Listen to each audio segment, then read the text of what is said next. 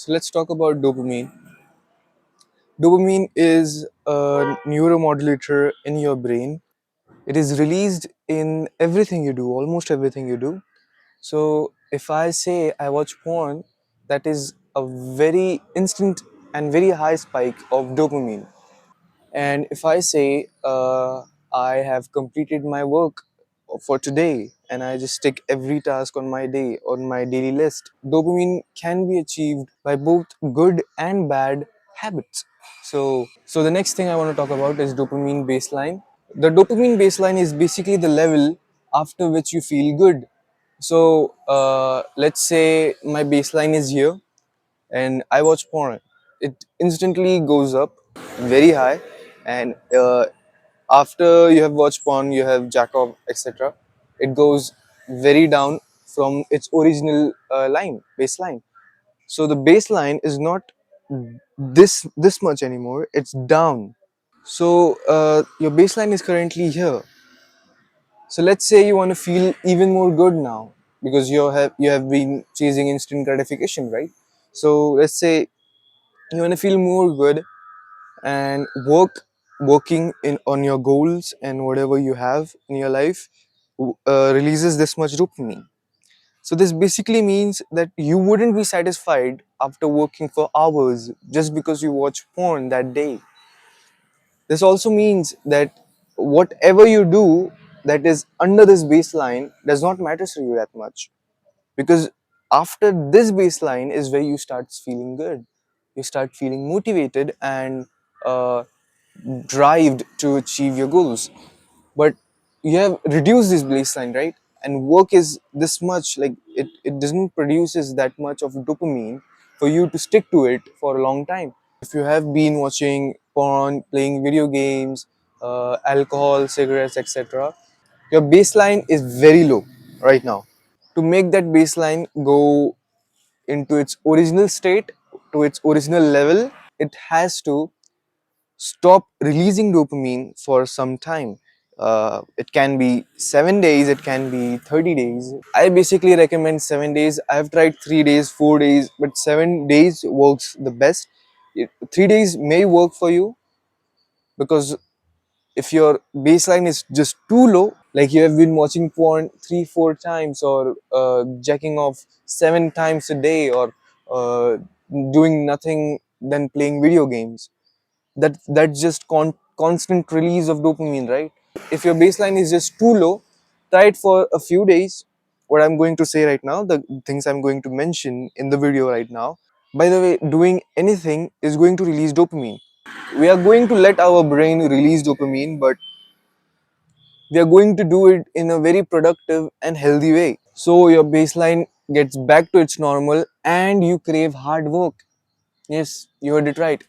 The same feeling, the craving you have to watch porn and jack off. Imagine the same feeling having it for your work. Like, how amazing is that? How awesome is that? So, the first thing we'll be focusing on is no screen time. This is a very important thing. And no screen time means no screen time. I don't know what you can do. Lock your phone in a box. I don't know. Just try it for one day. I've done it for 3 weeks and oh, it's changed my life. Like I have such a craving. It's I think 5:30. I woke up in the morning and I started recording at 6:30. So this may sound very extreme to some people that you just woke up and without any breakfast, without any morning routine, you just started working. I'm going to talk about it later. But the thing is, I release dopamine the first thing in the morning through my work, through this productive thing. So I'm not going to be uh, depleting my dopamine baseline in future. Even if I do, it doesn't matter that much because I've already used this dopamine in my work today. So today's dopamine, let's say I have like 150 points of dopamine and I use 70 of them on my work. So 80 points are remaining. I use them, let's say, for gym, family, etc. and let's say 30 are remaining. So let's say it's the end of the day and I use it for maybe planning my day beforehand. So my dopamine is used in the most productive way possible, or either I don't do the unproductive things at all. If I say you have to lower your screen time, it's not that big of a deal. Just, I don't know, give your phone to your friend or your mom, your sibling, your whatever you have, whoever you have in your life.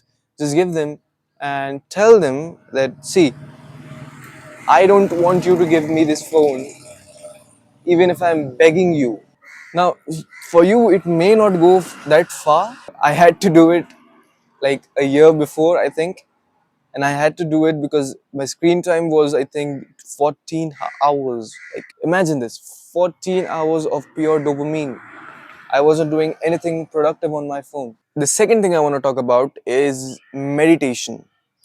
So, meditation is like a life hack. You don't have to do that much, just focus on your breath, like sit down like this in straight upright position, alert position, and just close your eyes and focus on your breath going through your nose, or I don't know, your chest expanding, just focusing on one thing particular. Anything is meditation if you look at it like that, but let's say you want to do it very effectively. So, this is the way: just sit, close your eyes, focus on your breath. This is the most efficient and effective way. So the third thing I want to talk about is catching momentum. So you may not be able to do all the actions I have pointed out in this video because you have not yet catched the momentum. By the way, it doesn't mean that you wait for momentum and you waste another 1 year of your time. It basically means that you start small. You can't have no screen time for a day. Start with 5 hours. Start with 1 hour if you are really if it's really hard for you. Set a timer on your analog clock or your phone or wherever you can. Keep your phone in another room. I don't know, you can work in your room or just go for a walk maybe. After 1 hour, come back. Then try for 3 hours. Then try for 6 hours. This is called catching the momentum.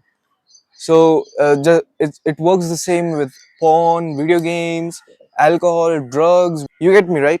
But you have to be careful with this. You shouldn't only focus on catching the momentum, or otherwise, you will not achieve optimal performance in your life. So, the fourth thing I want to talk about is good habits. But this fourth point can be replaced removing the bad habits. So either you remove all the bad habits or either you start all the good habits, and you busy yourself so much with the good habits that you have no time left for the bad habits. So let's say I do good habits like journaling, working on my business, getting into deep conversations, hiking, swimming, football. And if I just remove the good habits, you will actually naturally be directed towards the good habits because you will be so bored by not doing the bad habits. But this path is more difficult to do. Removing the bad habits is a difficult part, but including the good habits is a easier part. So busy yourself with good habits. That's the point. So that was the video. Thank you for watching. Hope you like it. Hope you take action. Importantly, do take action. Do not be out of the 90% that don't take action at all. These are the 5 things I told you, and at least just take action in the next 10 minutes on lowering your screen time. Set a timer, put your phone aside, stare at a blank wall in a dark room, whatever you can do, right? Just take action as quickly as possible. Comments are open for appreciation and criticism.